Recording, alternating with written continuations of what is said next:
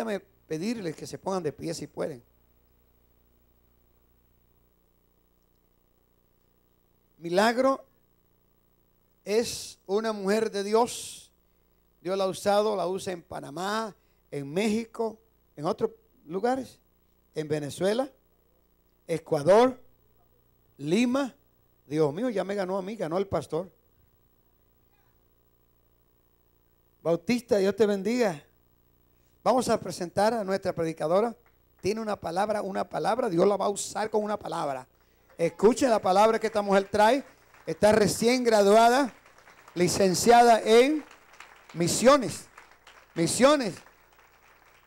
Así que yo estoy orgulloso y contento, satisfecho de que Dios te va a usar como una misionera. Tiene cara de española ya, de gallega. Amén. Bienvenida, sierva del Señor.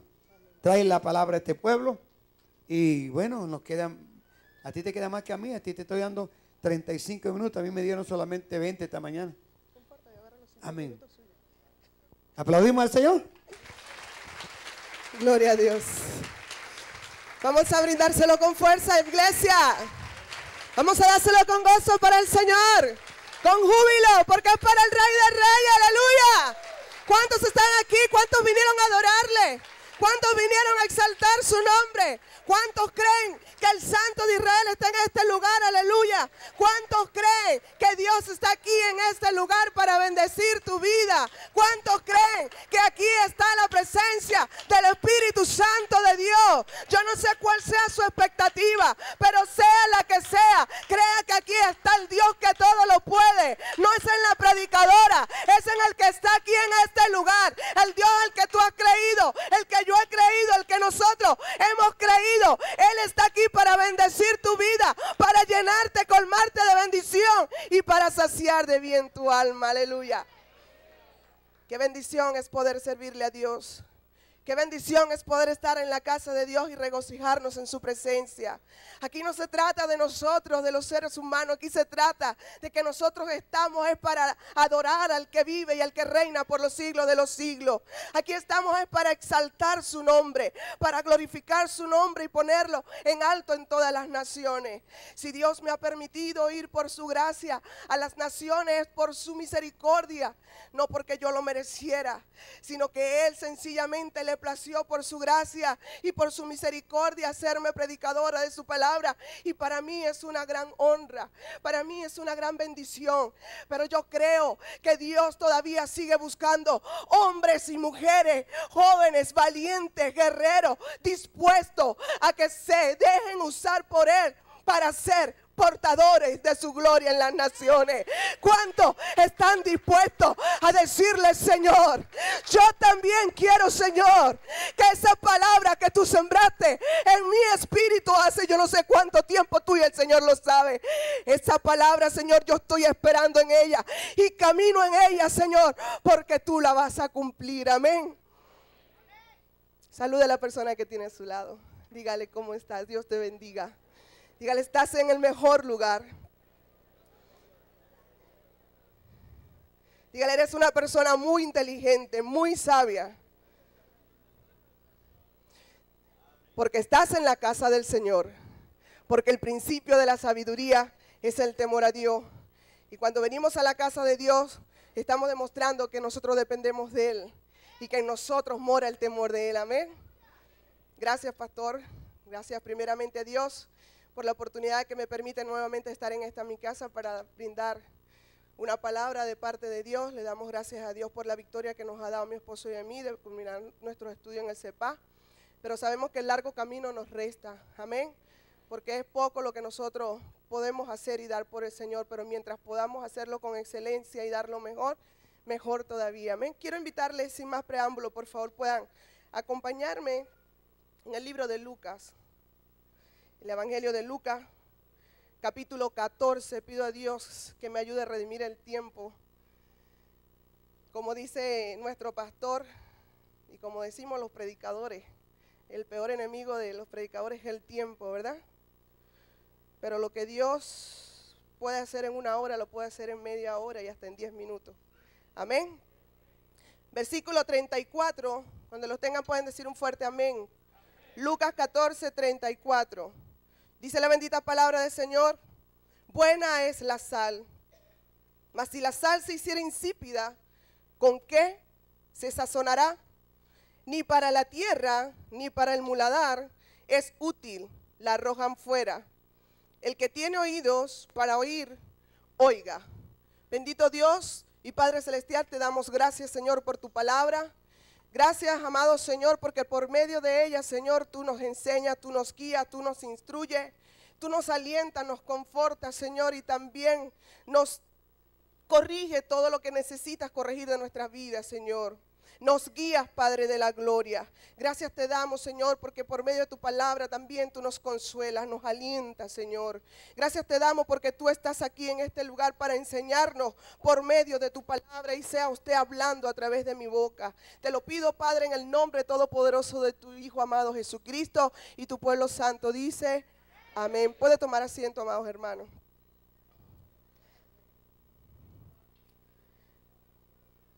Esta fue la palabra que Dios me puso para compartir hoy. Sí tengo muchos temas que me gustaría en un futuro compartir, temas de orden misionero, porque creo que Dios nos ha llamado a hacer misiones.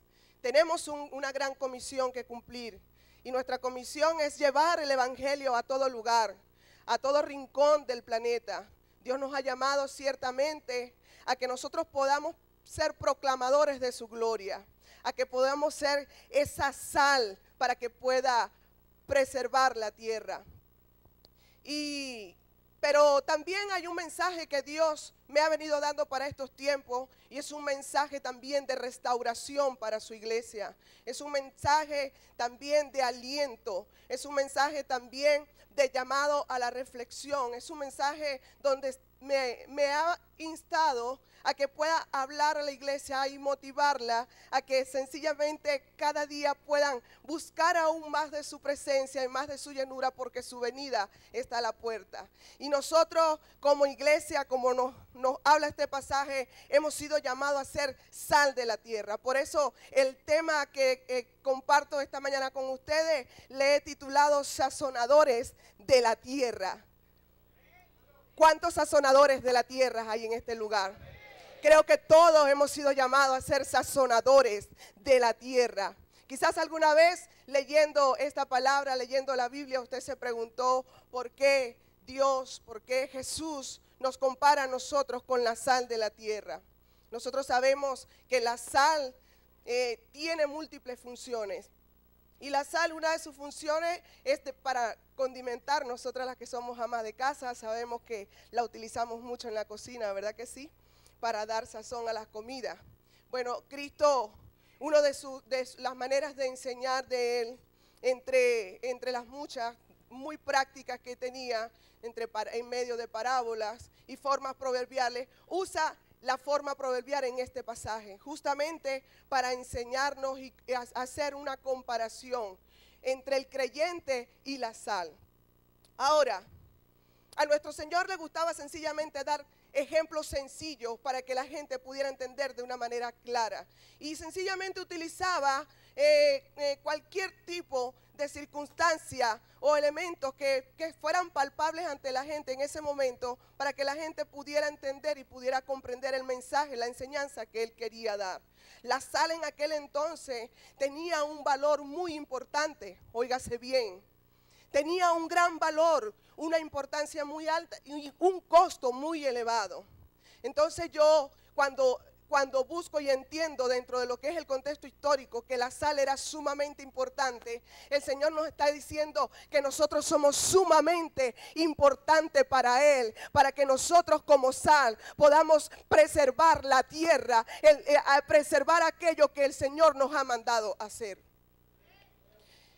Y cuando nosotros leemos dentro de lo que es el contexto histórico, en la época de Jesús, un saco de sal, en la época de allá en Palestina, un saco de sal era equivalente inclusive al valor inclusive de una persona. Por medio de la sal inclusive se cancelaba deuda. Por medio de la sal se pagaban salario. Imagínense cuán valiosa era la sal en aquel entonces. Pero cuando nosotros leemos aquí, mire, dice que en aquel entonces la sal tenía más de 14,000 usos. Imagínense que uno pueda pensar qué tantos usos se le podía dar a la sal. Más de 14,000 usos, y entre ellos desde derretir un hielo hasta sencillamente sanar las dolencias musculares. Imagínense cuánto valor tenía la sal y cuánta utilidad. Es decir, Cristo nos está diciendo por medio de esta palabra que nosotros somos útiles en sus manos, que nosotros podemos hacer múltiples funciones en la mano de Él, que nosotros hemos sido llamados para hacer muchas cosas dentro de su reino, que nosotros hemos sido llamados para hacer maravillas y señales en su nombre por medio del poder que Él ha depositado en nosotros. Él nos está diciendo que somos sumamente importante para Él. Está diciendo que somos sumamente valiosos y que en nosotros hay una utilidad sumamente, supremamente grande, y que como tal nosotros tenemos que entender que no podemos perder el valor que Dios nos ha dado y en la comparación que Él nos ha dado por medio de este símil, por medio de esta comparación. El hecho de que Él nos diga, mira, la sal tiene más de 14,000 utilidades y ustedes son la sal de la tierra. Entonces está diciendo, hombre, mujer de Dios, tú eres un instrumento poderoso en mis manos. Eres sumamente productivo. Eres alguien a quien yo he llamado con un propósito grande. Eres alguien a quien yo le he dado grandes responsabilidades. Y por ende, tú no puedes subestimar lo que Dios te ha dado. Cualquiera que sea el lugar, la posición donde Dios te ha puesto, tienes que entender que tú eres importante para Dios, que tú eres valioso para el Señor y que tú has sido puesto, bendita sea la gloria de Dios, por Él, para la gloria de su nombre, para hacer cosas maravillosas para Él. A su nombre.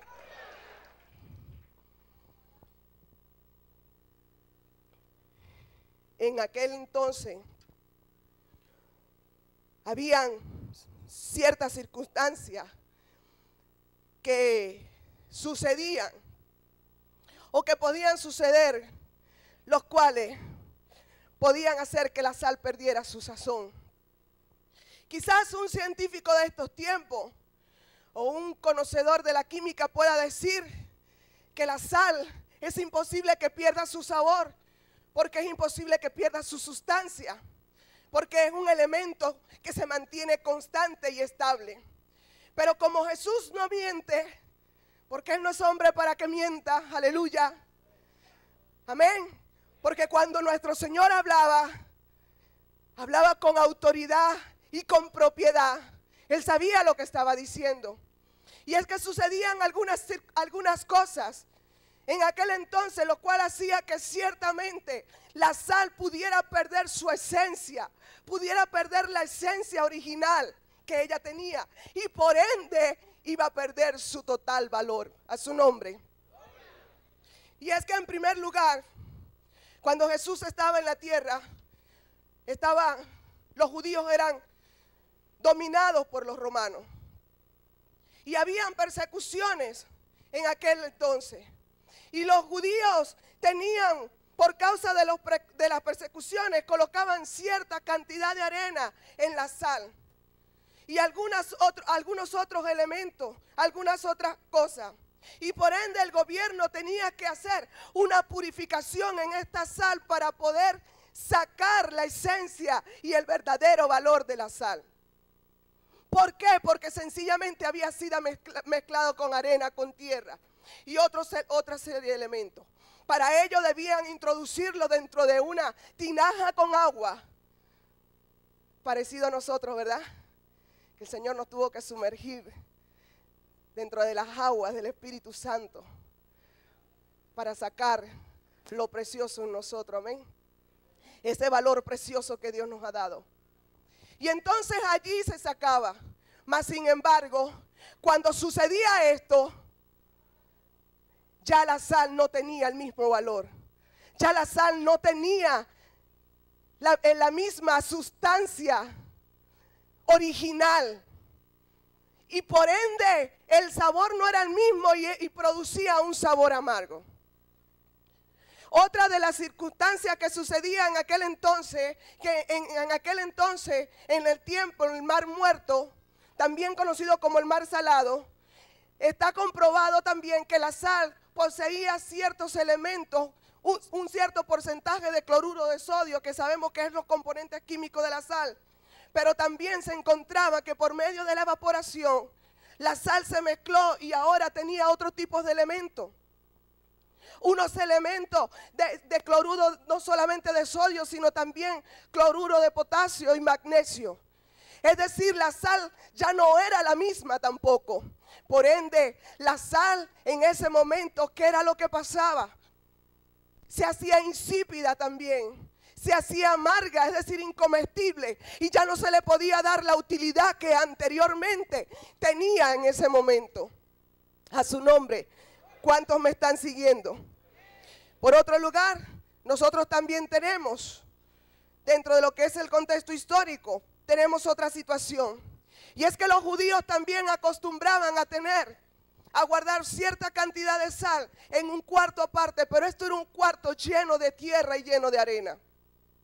Al pasar del tiempo, esta sal que no era utilizada se iba contaminando con la tierra y se iba llenando también de humedad, de moho, y por ende la sal ya se tornaba húmeda, se tornaba amarga e insípida, era corrompida. Por eso el Señor en aquel entonces hace la comparación de la sal y les dice a los discípulos, como lo acabamos de leer, buena es la sal. Es buena porque tiene muchísima utilidad. Son más de 14,000 utilidades que puede tener la sal. Pero, más si la sal se hiciera insípida, es decir, si la sal se mezclare, si la sal se contaminare, si la sal se mezclare con otro tipo de elemento, ya la sal no va a seguir teniendo la misma utilidad. Ya no va a seguir siendo la sal que tiene una serie de cualidades y atributos adicionales al hecho de que pueda sazonar una comida, un alimento. Y ya le voy a decir cuáles son. Entonces el Señor estaba haciendo ¿qué? Una advertencia a sus discípulos. ¿Para qué? Para que sencillamente sus discípulos entendieran de que ellos, Dios los había puesto con una gran responsabilidad. Cuando nosotros como mujeres sabemos, y hombres los que cocinan también, que vamos a cocinar y vamos a sazonar algún alimento, es poca, pero muy poca la proporción de sal que nosotros usamos con relación al alimento que vamos a preparar en ese momento. Usamos muy poca sal. En aquel entonces Jesús se iba de la tierra y había una gran comisión que cumplir. Había un propósito de parte de Dios. El hecho de que Jesús estaba preparando a 12 discípulos y estuvo preparando a muchos discípulos. Le estaba diciendo, ustedes son la sal de la tierra. Yo me voy, pero yo le estoy dejando a ustedes una gran responsabilidad. Pero con este poquitico de sal que yo estoy dejando aquí en la tierra, con este poquitico de sal yo me voy a glorificar. Con este poquitico de sal yo voy a preservar la humanidad. Con este poquitico de sal ustedes se van a encargar de extender mi palabra por toda la humanidad. Aleluya. Pero yo le estoy advirtiendo que ustedes como discípulos míos no pueden mezclarse con ningún otro tipo de elemento aquí en esta tierra. Porque si la sal se desvanece, ya ustedes no van a poder cumplir el propósito por el cual yo los he llamado. Por ende, yo te estoy instando a que tú como discípulo mío te mantengas en la sustancia que es, ay, Shama, ya vas. Ay, quítala y abastía la sustancia del Todopoderoso, del Rey de Reyes, Señor de Señores, el Maestro de los Maestros, para que tu sustancia sea